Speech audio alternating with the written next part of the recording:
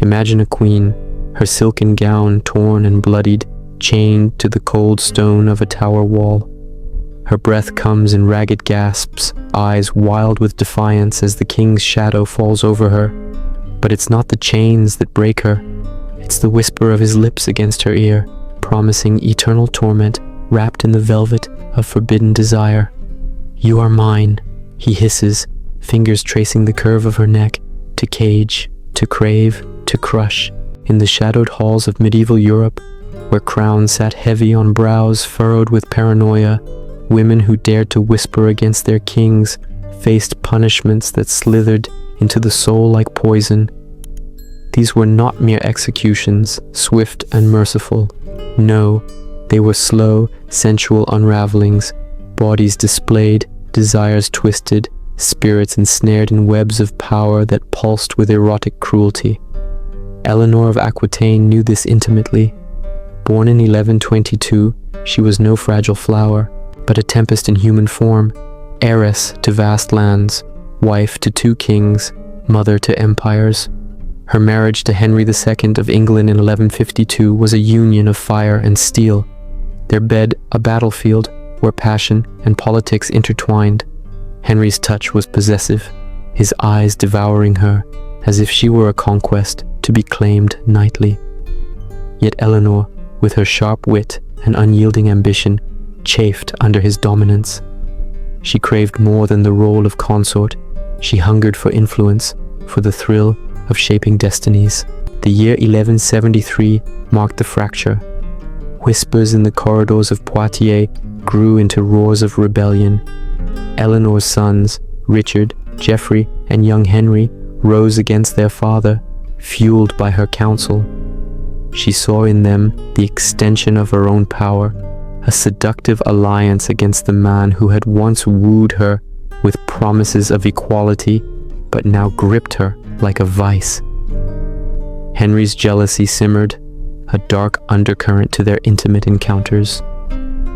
"You think you can defy me?" he would murmur during stolen moments, his hands roaming with a mix of lust and threat, bodies entangled in a dance of dominance. But defiance came, swift and bold. The uprising swept through England and France, castles falling like dominoes under the weight of familial betrayal. Henry crushed it, of course.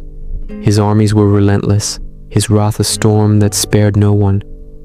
Eleanor was captured fleeing to Paris, her gown muddied, her heart pounding with the adrenaline of near escape. The king's men bound her wrists, their grips rough yet hesitant, aware of the queen's allure, the way her presence commanded even in defeat. Dragged back to England, she faced not the axe, but something far more insidious: imprisonment. Henry's punishment was personal, laced with the eroticism of control. He confined her to Salisbury Castle, a fortress of grey stone rising from the misty plains like a sentinel of despair. No public spectacle yet, but a private hell. Guards watched her every move, their eyes lingering on the swell of her hips, the cascade of her auburn hair, reminders of the beauty that had once ensnared kings, but now served as her cage. Days blurred into months, months into years. 16 long years. The isolation gnawed at her, a slow erosion of the spirit. Eleanor, once the center of glittering courts where minstrels sang of her charms and knights vied for a glance, now paced empty chambers. The air grew thick with unspoken longings, memories of Henry's fervent embraces twisted into nightmares of entrapment. She wrote letters in secret, her quill scratching pleas to her sons. But they were intercepted, her words devoured by the king's spies. The feudal system demanded obedience. English laws on treason, harsh and unyielding, allowed for such measures. Chronicler Matthew Paris documented her fate with grim detail, noting how Henry spared her life to avoid creating a martyr, opting instead for this gendered torment, imprisonment over execution, a fate reserved for high-born women whose blood was too valuable to spill outright. Dread settled over her like a shroud. Each dawn brought the same hollow routine, bread and water delivered by silent servants, the distant clamor of the world mocking her seclusion. She dreamed of freedom, of riding across Aquitaine's sun-kissed fields, wind teasing her skin like a lover's caress. But reality anchored her. Customs of the time dictated that a queen's body was the king's property, to be guarded, displayed, or denied at whim. Historian Alison Weir, in her meticulous accounts, highlights this: the use of confinement as a tool to break without killing, preserving the illusion of mercy while inflicting psychological agony. Eleanor's resilience flickered, a candle in the gale. She plotted in silence, her mind a whirlwind of schemes, drawing on the hope that her son's ascensions might shatter her bonds. Yet the escalation deepened. Across the border, in the rugged highlands of Scotland, similar shadows fell on other defiant women. The year 1306 ignited with Robert the Bruce's bold claim to the throne, a coronation shrouded in secrecy and steel. Mary Bruce, Robert's sister, and Isabella Macduff, Countess of Buchan, stood at the heart of it.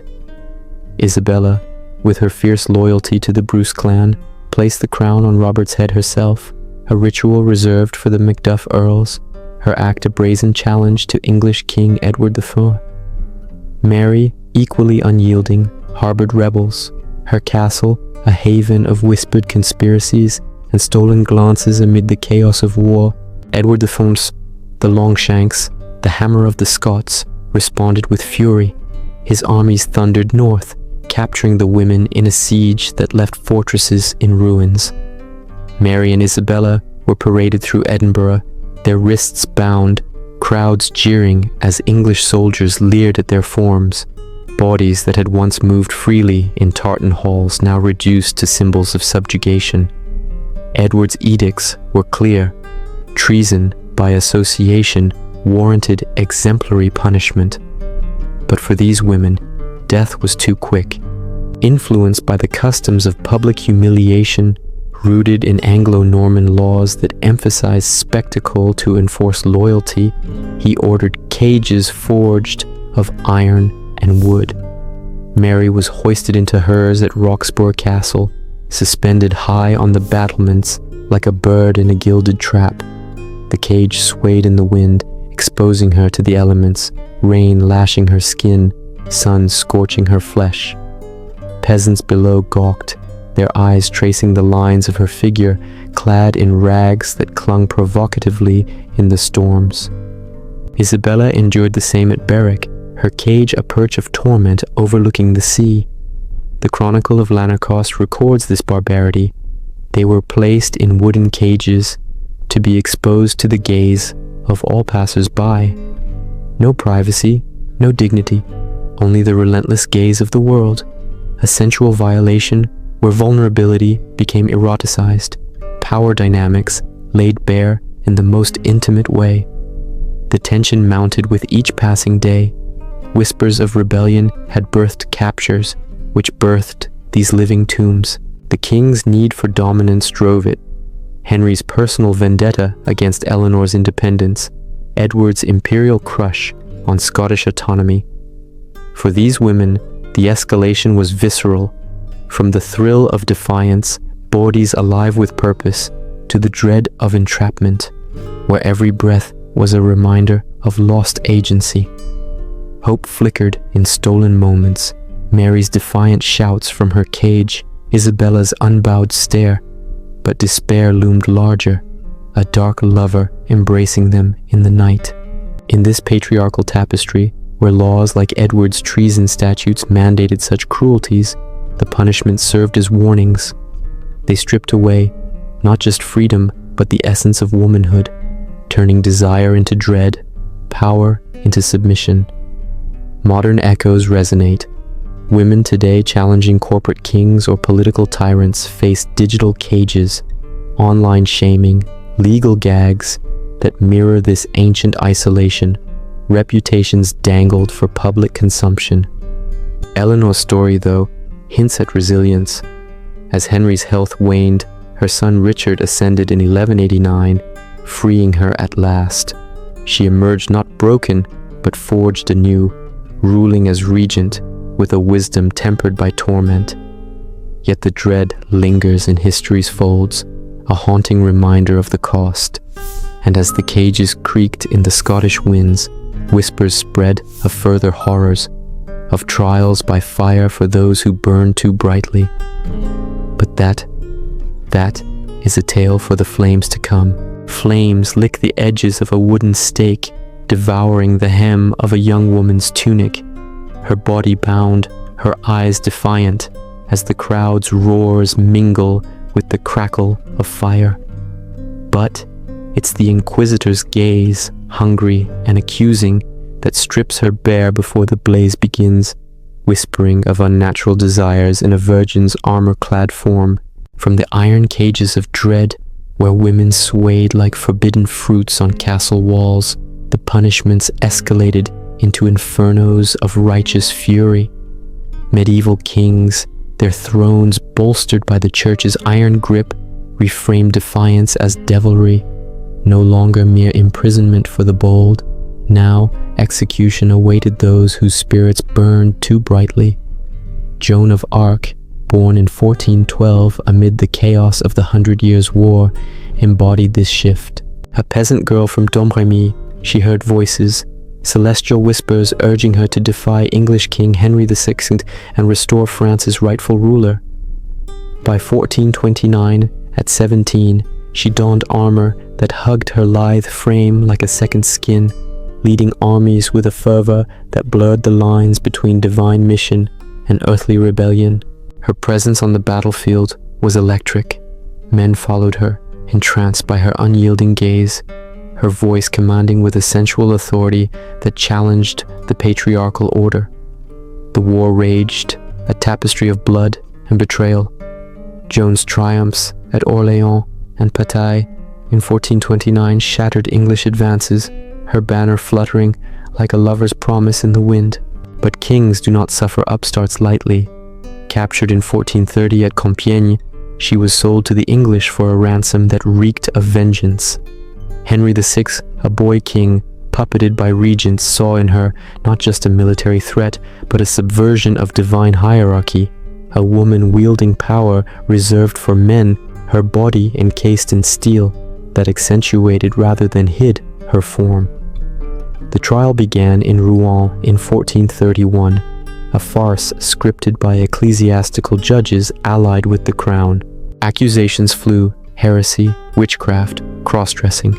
They probed her visions, twisting them into demonic seductions, her armor evidence of unnatural desires, breeches that clung to her thighs, a breastplate that molded to her curves, defying the gowns that confined women to submission.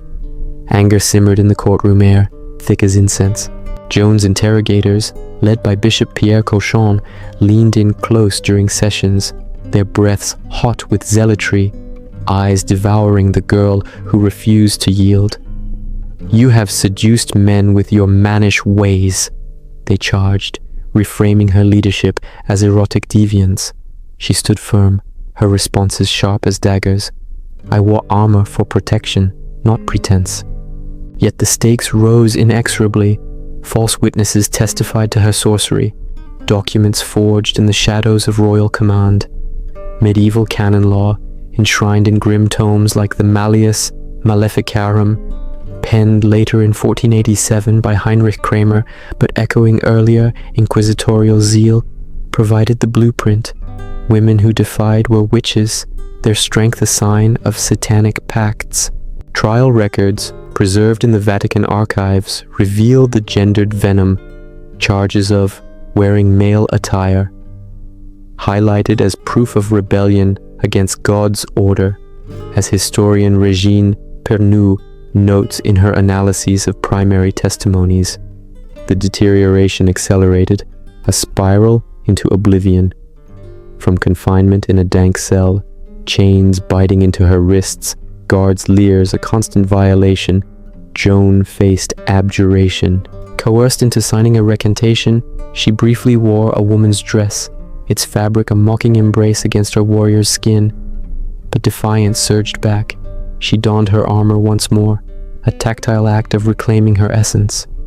The judges pounced, declaring relapse. Now, the consequences loomed not just for her, but for all women watching from the fringes. Execution would erase her legacy, intimidate others into silence, familial lines tarnished, villages cowed. Kings like Henry VI forged alliances with the church to maintain control, their power a sensual web of fear and faith, where burning bodies served as spectacles to reinforce submission. On May 30th, 1431, Rouen marketplace pulsed with anticipation. Joan, shorn of her hair, was led to the pyre in a simple shift that whispered against her body, exposing vulnerability to the throng. The crowd, a sea of faces twisted in morbid fascination, parted as she mounted the platform. Flames ignited, greedy tongues lapping at the wood. Her cries pierced the air, not pleas, but prayers, her voice a haunting melody amid the roar. The fire consumed, her form writhing in agony, skin blistering under the heat that mirrored the inner torment of her trial. Smoke billowed, carrying the scent of charred flesh, a grim perfume that lingered in the souls of witnesses. Anger boiled in those who secretly admired her. Outrage at the systemic injustice, where strength was branded deviance to justify elimination. This fury extended beyond Joan, into the broader witch hunts that scarred Europe. Women accused of defying royal or ecclesiastical edicts, healers, midwives, outspoken widows, faced similar fates. In the late medieval era, kings like those in France and England empowered inquisitors, their hunts a veil for quashing unrest. The Malleus Maleficarum codified it. Woman is more carnal than man, it declared, turning female agency into evidence of sin. Trials escalated from accusations to torture. Water poured down throats, limbs stretched on racks, bodies broken in ways that evoked dark intimacies of pain and power. Executions followed, hangings, drownings, burnings, each a public ritual where the condemned's form was displayed, stripped of dignity, objectified in death. Yet amid the despair, glimmers of hope and resilience flickered. Joan's legacy endured, her trial transcripts fueling later rehabilitations. In 1456, she was exonerated, her story a beacon for the oppressed. Women whispered her name in secret, drawing strength from her unbowed spirit, a resilient thread in the fabric of history. The themes deepened: despair in the flames, hope in the ashes, resilience in the refusal to fade. These punishments, driven by kings' fears of losing control, mirrored broader societal reinforcements. Familial ruins left in their wake, widows beggared, daughters warned. In this dark tableau, the emotional stakes heightened, suspense building like storm clouds. What if Joan's voices were not divine, but echoes of collective rage? Revelations unfolded in her introspection, motivations rooted in faith and freedom, struggles against a world that sexualized her power while fearing it. The audience feels it intimately, the universal pull of standing against tyranny, the personal sting of judgment. As the embers cooled in Rouen Square, a lone figure, a woman veiled in shadow, knelt to collect a fragment of bone, hiding it like a forbidden relic. Whispers spread of more trials, more fires, but also of rising voices that could not be silenced forever. The king's grasp tightened, yet cracks appeared, hinting at revolutions to come.